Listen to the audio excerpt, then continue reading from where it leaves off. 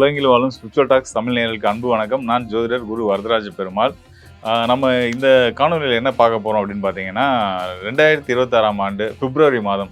ஆமாம், வருடம் ஆரம்பித்து ஒரு மாதம் கடந்துருச்சு. காலம் ரொம்ப வேகமாக ஓடிட்டுருக்கு. அந்தளவுக்கு நம்மளோட வளர்ச்சி இருக்கா அப்படின்றதெல்லாம் நம்ம பார்க்க போகிறோம். பிப்ரவரி மாதம் அந்த வகையில் நம்மளுடைய வளர்ச்சிக்கு எந்த அளவுக்கு துணையாக இருக்க போகுது, அதுக்கான கோச்சார நிலைகள், கிரக நிலைகள் ஒவ்வொரு ராசிக்காரர்களுக்கும் எப்படி இருக்க போகுது அப்படின்னு பார்க்க போகிறோம். இந்த மாதம் வந்து ரொம்ப ஒரு முக்கியத்துவம் வாய்ந்த மாதமாக நம்ம பார்க்க வேண்டியிருக்கு. காரணங்கள் என்னென்னு கேட்டிங்கன்னா, கிரக யுத்தம்னு சொல்லுவாங்க இல்லையா? அதாவது ஒரு ராசியில் ஒன்றுக்கு மேற்பட்ட கிரகங்கள் சேரக்கூடியது வந்து பார்த்திங்கன்னா, அதாவது 2 கிரகங்கள், 3 கிரகங்கள், 4 கிரகங்கள் இப்படியெல்லாம் சேர்றது வந்து ரொம்ப ரொம்ப அபூர்வமான அமைப்பு தான். சேரும், அது நடக்காதுன்றது கிடையாது, கண்டிப்பாக நடக்கும் தான். ஸோ அதில் இந்த மாதம் வந்து இந்த வருஷம் 2026 வந்து பார்த்திங்கன்னா ஒரு ரொம்ப அபூர்வமான ஒரு நிகழ்வுன்னே கூட சொல்லலாம். 6 கிரகங்கள் வந்து ஒன்றா சேர போகிறாங்க நம்ம கும்ப ராசியில். ஸோ கும்ப ராசியில் வந்து 6 கிரகங்கள் சேர்க்கை. கிட்டத்தட்ட எல்லா கிரகமும் உள்ளே வந்த மாதிரி தான். குரு மட்டும் தனிச்சிருக்காரு. சந்திரன் 4 கிரகம்ன்றனால அவர் ஒவ்வொரு ராசிக்கு பயணிச்சுக்கிட்டு இருப்பார். ஸோ இந்த மாதிரி இந்த பிப்ரவரி மாதம் முழுத வந்து கும்பராசியில் 6 கிரக சேர்க்கையோடு இருக்கக்கூடிய நிலையில் இந்த பிப்ரவரி மாதம் உங்களுக்கு என்ன மாதிரி ஒவ்வொரு ராசிக்காரர்களுக்கும் மேஷம் முதல் மீனம் வரையான 12 ராசிக்காரர்களுக்கும் என்ன மாதிரியான பலன்கள் கொடுக்க போகுதுன்னு பார்க்க போகிறோம். தொடர்ந்து காணொலி பாருங்கள், உங்களுக்கு நிச்சயமாக பயனுள்ளதாக இருக்கும்.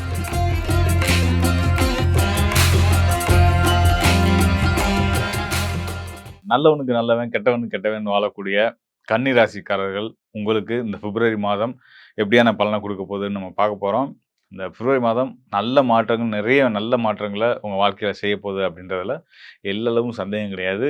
துளி கூட நெகட்டிவான விஷயங்கள் இந்த மாதத்தில் கிடையாது அப்படின்னு தான் நான் உறுதியாக சொல்லிக்கிறேன்.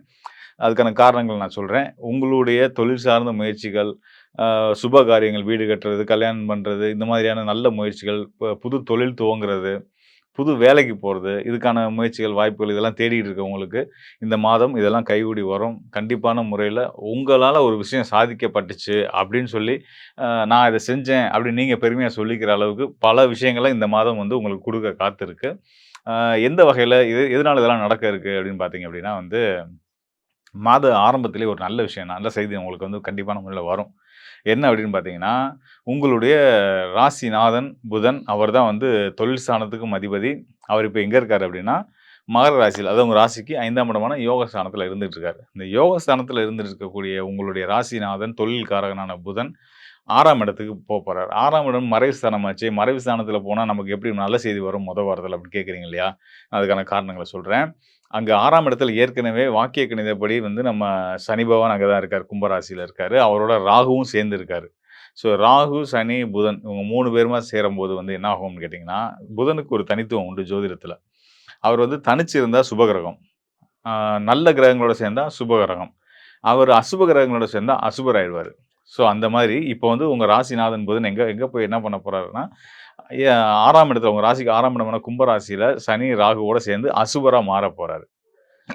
அப்போ நான் கெட்டவனா அப்படின்னு நீங்கள் நினைக்க வேணாம்.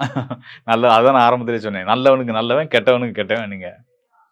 ஸோ அந்த அடிப்படையில் அசுபகிரகங்கள் 6ஆம் இடத்துல இருந்தால் நல்ல பலன்களை செய்வாங்க. அந்த வகையில் ஏற்கனவே சனி ராகு இருந்து உங்களுக்கு நல்ல பலனை செஞ்சுட்டு இருக்காங்க. அங்கே உங்கள் ராசிநாதன் போய் அவரும் கூடுதலாக அசுப பலம் பெற்று அவரும் உங்களுக்கான நன்மைகளை செய்ய போகிறாரு. இது எப்படி நம்ம புரிஞ்சுக்க வேண்டியிருக்கு அப்படின்னு கேட்டிங்க அப்படின்னா வந்து, இடத்துக்கு தகுந்த மாதிரி நம்மளால் சூழலுக்கு தகுந்த மாதிரி நம்மளை தகவமைச்சிக்க முடியும்.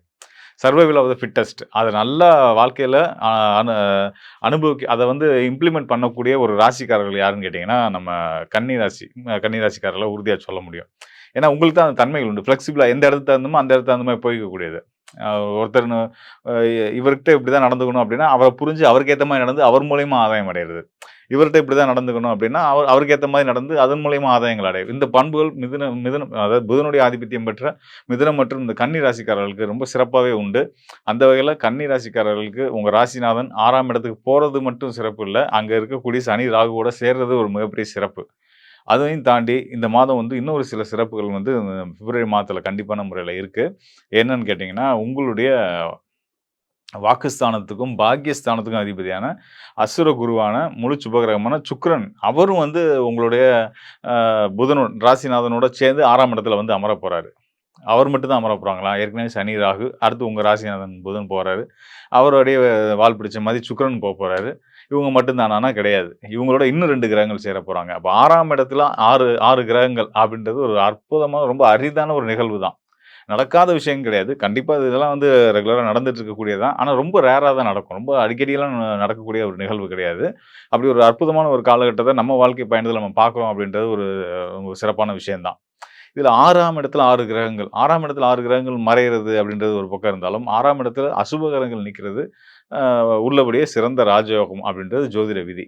அ 6 3, 6, 11 இந்த ஸ்தானங்கள்ல அசுப கிரகங்கள் இருக்கும்போது, அவங்க நம்மளுடைய வெற்றிக்கு உதவுவாங்க அப்படின்றது தான் ஜோதிட விதி. அந்த வகையில நீங்க நெனச்சுக்கிட்டு இருக்க விஷயத்த வந்து அத செய்றதுக்கான முதல் ஸ்டெப்ப எடுத்து வைங்க. ஆட்டோமேட்டிக்கா இந்த இவங்க 6 அசுபர்களும் உங்களுக்கான யோக பலன்கள செய்ய ஆரம்பிச்சுருவாங்க. உங்களுக்கு வெற்றியவே குடுத்துருவாங்க. அதுல சந்தேகமே வேண்டாம். அதனால ரொம்ப யோசிச்சுட்டே இல்லாம சடனா களத்துல இறங்கிருங்க. உலகின் சிறந்த சொல் செயல் அப்படிம்பாங்க இல்லையா? ஸோ அத நீங்க வந்து நடைமுறைப்படுத்துறதுக்கான ஒரு காலம். இப்ப நீங்க சும்மாவே உட்கார்ந்தாலும் உங்கள இழுத்து கொண்டு போய் உங்க மூலியமா ஒரு விஷயம் சாதிக்கப்பட்டது, ஒரு விஷயம் செய்யப்பட்டது, நீங்க ஒரு விஷயத்த செஞ்சீங்க, சாதிச்சீங்க அப்படின்னு உங்களுக்கு பேரையும், புகழையும் குடுக்கக்கூடிய மாதமா இந்த பிப்ரவரி மாதம் இருக்கு. அப்படின்றத நீங்க மறந்துறக்கூடாது. இந்த 6ஆம் இடத்துல இவங்க இருந்தா மட்டுமே இதெல்லாம் நடந்துருமா? அப்படின்னு கேட்டீங்கன்னா, அது மட்டும் இல்ல. அதோட ஒரு முக்கியமான ஒரு விஷயமும் இருக்கு. அதனால தான் நான் இது இவ்வளவு உறுதியா உங்களுக்கு என்னால சொல்ல முடியுது. அதாவது கன்னி ராசிக்காரர்களுக்கு 6ஆம் இடத்துல இருக்கக்கூடிய இந்த 6 கிரகங்களுக்கும், இந்த கிரக யுத்தம்னு சொல்லுவோம். 6 கிரகங்கள் சேர்றது வந்து ஒரே ராசிக்குள்ள 2க்கு மேற்பட்ட கிரகங்கள் சேர்றதுன்றது வந்து கிரக யுத்தம். ஸோ அந்த வகையில வந்து இந்த கிரக யுத்தத்துக்கு எப்படி நல்லது செய்யும் அப்படின்னு கேட்டீங்கன்னா, இருக்கிறது எல்லாருமே அசுப கிரகங்கள். அதனால நல்லது செய்வாங்க. இதையும் தாண்டி இவங்களுக்கு இன்னும் இந்த இந்த இந்த நன்மை செய்யக்கூடிய பண்புகள இன்னும் மேம்படுத்துறதுக்கு ஒரு காரணம் இருக்கு. என்ன அப்படின்னு கேட்டீங்கன்னா, உங்களுடைய தொழில் ஸ்தானமான 10ஆம் இடத்துல இருந்து உங்களுடைய 6ஆம் இடத்துக்கு குருவுடைய பார்வை கிடைக்கப் போகுது. குருவுடைய 9ஆம் பார்வை 6ஆம் இடத்துல விழுகுது. ஸோ குரு பார்க்க கோடி நன்மை. எவ்வளோ பெரிய தோஷமா இருந்தாலும், அ அது எந்த தோஷமா வேணாலும் இருக்கட்டும். செவ்வாய் தோஷம், ராகு தோஷம், சர்ப்ப தோஷம், அந்த தோஷம், இந்த தோஷம், எந்த தோஷம், மாந்தி தோஷம், ஏவல் தோஷம் எதுவா இருக்கட்டும். எந்த தோஷமா இருந்தாலும் அத யோகமா மாத்துற வலிமை வந்து குருவுடைய பார்வைக்கு உண்டு. அப்படிப்பட்ட குருவுடைய பார்வை உங்களோட தொழில் ஸ்தானத்துல இருந்து 6ஆம் இடத்துக்கு கிடைக்குது அப்படின்றபோது, உங்களோட செயல்களால நீங்க புகழ் பெற போறீங்கன்னு அப்படின்றது அர்த்தம். பணம் நல்ல அளவுல உங்களுக்கு வந்து பணப்புழக்கம் உங்களுக்கு அதிகரிக்க போகுது. ஆ நெறைய பேர் இப்ப நம்ம எல்லாம் சொல்லிட்டு இருப்பாங்க. உழைக்கிறோம் அதுக்கேத்த மதிப்பு கிடைக்கல, செல்வாக்கு கிடைக்கல, பணம் கிடைக்கல, பொருள் கிடைக்கலன்னு சொல்லிட்டு இருப்பீங்க இல்லையா? அவங்களுக்கெல்லாம் கன்னி ராசிக்காரர்களுக்கெல்லாம் கண்டிப்பான முறையில இந்த மாதத்துல நல்ல பணப்புழக்கம் இருக்கும் அப்படின்றது வந்து சந்தேகமே பட வேண்டியது இல்ல. கண்டிப்பான முறையில இருக்கும். சிறப்பாவே இருக்கும். ஆ சூரிய நாராயணர் வழிபாடு பண்ணுங்க. சங்கர நாராயணர் வழிபாடு பண்ணுங்க. சிவசூரியனை வழிபடுங்க. உங்க வாழ்க்கை ரொம்ப சிறப்பாவே இருக்கும். ஆ காலைல எழுந்து நாராயணன்னு சொல்லிட்டு எந்திரிங்க. எல்லா செயல்களையும் நாராயணர கும்பிட்டு செயல்படுங்க. நாராயணர் தான் உங்களோட பாக்கியநாதன், உங்களுக்கு அதிர்ஷ்டத்த குடுக்கக்கூடியவர். சுக்கிரன் தான் மகாலட்சுமி, உங்க ராசிநாதன் புதன் தான் நாராயணன். ஸோ 2 பேத்தையும் தொடர்ந்து வழிபட்டு வாங்க. உங்க வீட்டு பக்கத்துல இருக்க எந்த தலங்களுக்குனாலும் போய் வழிபட்டு வாங்க. வாழ்க்கை ரொம்பவே சிறப்பா இருக்கும் அப்படின்றத சொல்லிக்கிறேன். மேலும் நம்ம கவனிக்க வேண்டிய விஷயம் என்னன்னு கேட்டீங்க அப்படின்னா வந்து பார்த்தீங்கன்னா, அதாவது நம்ம சொன்னோம் இல்லையா, அந்த கிரக சேர்க்கை. கிரக சேர்க்கை அப்படின்றது வந்து பார்த்தீங்கன்னா, கிரக யுத்தம் அப்படின்னும் சொல்லுவோம். அந்த கிரக யுத்தம் ஏற்படுறதுனால நல்லதா, கெட்டதா இந்த விஷயங்கள்லாம் இருக்கு. அது சேரும் இடத்த பொறுத்து, சேரும் கிரகங்கள பொறுத்து அந்த பலன்கள் மாறுபடும். இன்னும் ஒரு சிலருக்குலாம் வந்து ஒரு சிலருக்கு இல்ல பொதுவாவே வந்து லக்னத்துக்கு அடிப்படையிலயும் பிறந்த நேரம் நேரத்தின் அடிப்படையில தான் லக்னம் கணிப்போம். ஸோ அந்த லக்னத்துக்கு எந்த இடத்துல கிரக யுத்தம் அமைறதுன்றத பொறுத்து அவங்க ஒரு சிலர் வந்து கோடீஸ்வரனும் ஆவான், ஒருத்தன் வந்து ஆண்டியாவும் ஆவான். இதெல்லாம் நடக்கிறது இயல்பு தான். ஸோ இதெல்லாம் இருந்தாலும் கூட, கோச்சார அடிப்படையில அந்த கிரக சேர்க்கை அப்படின்றது வந்து நான் உங்களுக்கு முக்கியமா ஒரு விஷயம் சொல்ல விரும்புறேன். அதாவது நம்ம கொரோனா டைம் இருக்கு பார்த்தீங்களா? 2020 அப்ப இந்த 6 கிரக சேர்க்கை இருந்துச்சு. இதே கிரகங்கள் சேரல. வேற வேற கிரகங்கள் சேர்ந்து குரு, கேது, செவ்வாய், சுக்கிரன், புதன் இவங்கலாம் சேர்ந்து இருந்தாங்க. ஸோ அப்பதான் நம்ம கொரோனா எஃபெக்ட் வந்துச்சு. இதெல்லாம் தொந்தரவுலாம் இருந்துச்சு. ஆனா என்னன்னா, அப்ப வந்து நல்லது செய்யக்கூடிய குருவே வந்து அந்த கிரக யுத்தத்துக்குள்ள மாட்டியிருந்தனால, நாமலாம் வந்து லாக்டவுன் உள்ள போய் வீட்டுக்குள்ள சிறைவாசம் இருந்துட்டோம். ஸோ அது நடந்தது இல்லையா? அப்படியான ஒரு 6 கிரக சேர்க்கையில இப்ப குரு தனிச்சு இருக்காரு. குருவுடைய அருளால நம்ம தப்பிச்சுட்டு இருக்கோம். ஸோ அதுதான் இங்க உண்ம. அதாவது நம்ம அந்த சயின்டிஃபிக்கலா சொல்லும்போது, இந்த அ மா நவீன அறிவியல்ல சொல்லும்போது சொல்லுவாங்க. அதாவது குரு வந்து ரொம்ப பவர்ஃபுல்லான கிராவிட்டி கொண்ட கிரகம் அப்படின்றதுனால, நம்ம பூமி மேல விழக்கூடிய மற்ற கிரகங்கள் மேல விழக்கூடிய அந்த எரிக்கற்கள்லாம் தன் பக்கம் இழுத்துப்பாரு அப்படின்னு சொல்லிட்டு. ஸோ அதுதான்.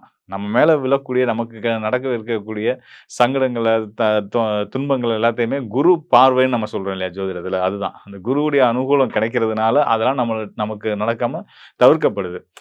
இப்ப நான் உங்களுக்கு திரும்ப மீண்டும் ஒரு முறை சொல்றேன். இப்ப இந்த குருவுடைய பார்வை மட்டும் இல்ல அப்டின்னா வச்சுக்கோங்களேன், இந்த சனி, சூரியன், ராகு, செவ்வாய், சுக்கிரன், புதன் இந்த சேர்க்கை வந்து கண்டிப்பான முறையில உலகளாவிய அளவுல நெறைய பிரச்சனை, இயற்கை பேரிடர்கள், இயற்கை சீற்றங்கள், பெருமழை, வெள்ளம், புயல், அ வாகன விபத்துகள், குறிப்பா வந்து இந்த ரா ராம் நாடுகளுக்கு இடையான யுத்தங்கள் இதெல்லாம் வந்து அதிகரிக்கிறதுக்கான வாய்ப்புள்ள ஒரு நேரம். இப்படிப்பட்ட வாய்ப்புள்ள நேரத்தையே வந்து குரு ஒருத்தருடைய பார்வை வந்து நமக்கு யோகமா மாத்தி குடுத்துட்டு இருக்கு அப்படின்றதுக்கு, நம்ம வந்து இறைவனுக்கு எப்பயுமே நன்றி சொல்லணும், கடமைப்பட்டுருக்கணும்.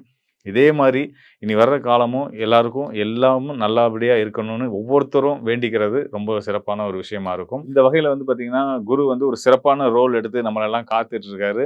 அதனால குரு இன்னும் அடுத்த மாதம்லாம் பார்த்தீங்கன்னா, மார்ச் மாதம்லாம் பார்த்தீங்கன்னா, நான் முன்னாடி சொன்ன மாரி அவர் உச்ச நிலைக்கு போப்போறாரு. குரு உச்ச நிலைக்கு போம்போது இந்த 6 கிரக சேர்க்கைகள் வந்து மாறிரும். அப்பயும் குருவுடைய பார்வை இருக்கும். குரு தொடர்ந்து நம்மள காத்து வந்துட்டு இருக்காரு. அதனால குரு அம்சத்துல இருக்கக்கூடிய தாய், தந்தை, ஆசிரியர் எல்லாத்தையும் போற்றி எல்லா ராசிக்காரர்களுமே வந்து வணங்கி வர்றது, அவங்களுக்கான சரியான மரியாதைய குடுக்குறது, பெற்றவங்க வந்து பிள்ளைகளுக்கு நல்ல மரியாதைய குழந்தைகளுக்கு சொல்லிக் குடுத்து வளர்க்குறது, இதெல்லாம் இந்த காலத்துல செய்ய ஆரம்பிச்சீங்கன்னா, அவங்களோட எதிர்காலத்துக்கு நல்லதா இருக்கும். நாமளும் நமக்கு நல்லது செய்யக்கூடியவங்களுக்கு நல்லது செஞ்சவங்களா மாறிருவோம். ஸோ இதெல்லாம் தாண்டி இன்னொரு விஷயம் இருக்கு. உங்களுடைய ஜனன ஜாதகம். அதுக்கு ஒரு முக்கியமான ரோல் இருக்கு. அத நம்ம தவிர்த்து போவே முடியாது. கோச்சார நிலைகள், கிரக நிலைகள் நல்லா இருக்கு. அருமையா இருக்கு. எல்லா ராசிக்காரருக்குமே நல்ல பலன்கள் இனிமே கண்டிப்பான முறையில கிடைக்கும். அத நான் உறுதியா சொல்றேன். இதையும் தாண்டி ஒரு சிலருக்கு இருக்கக்கூடிய இந்த கடன் சார்ந்த சிக்கல்கள், உடல் சார்ந்த சிக்கல்கள், பிரச்சனைகள், மனப்பிரச்சனைகள், உறவு சார்ந்த சிக்கல்கள் இது எல்லாத்துக்கும் காரணமா உங்களுடைய சுயஜாதகத்துடைய பங்கு இருக்கு. ஸோ உங்களுடைய சுயஜாதகத்துல இனி அடுத்து வரக்கூடிய காலம் எப்படி இருக்கு? கோச்சாரத்த பத்தி நம்ம தெரிஞ்சுக்கிட்டோம். இப்போ ராசி அடிப்படையில உங்களுக்கு எப்படி இருக்குன்னு நம்ம தெரிஞ்சுக்கிட்டோம். இன்னும் உங்களுடைய சுயஜாதகம், உங்களோட சொந்த ஜாதகத்தின் அடிப்படையில உங்களோட எதிர்காலம் எப்படி இருக்கு? தொழில் சார்ந்த விஷயங்கள் எப்படி இருக்கு? குடும்ப உறவுகள் எப்படி இருக்கு? பொருளாதாரம் எப்படி இருக்குன்றத பத்திலாம் இன்னும் தெளிவா தெரிஞ்சுக்கணும் அப்படின்னா, இந்த டிஸ்ப்ளேல இருக்க என்னுடைய எண்ணுக்கு தொடர்பு கொள்ளுங்க. கண்டிப்பான முறையில உங்களுக்கு நல்ல ஒரு தெளிவையும், தீர்வையும் நான் தர்றதுக்கு தயாரா இருக்கிறேன். நன்றி, வணக்கம் நண்பர்களே. மீண்டும் ஒரு நல்ல நிகழ்ச்சியில் சந்திப்போம்.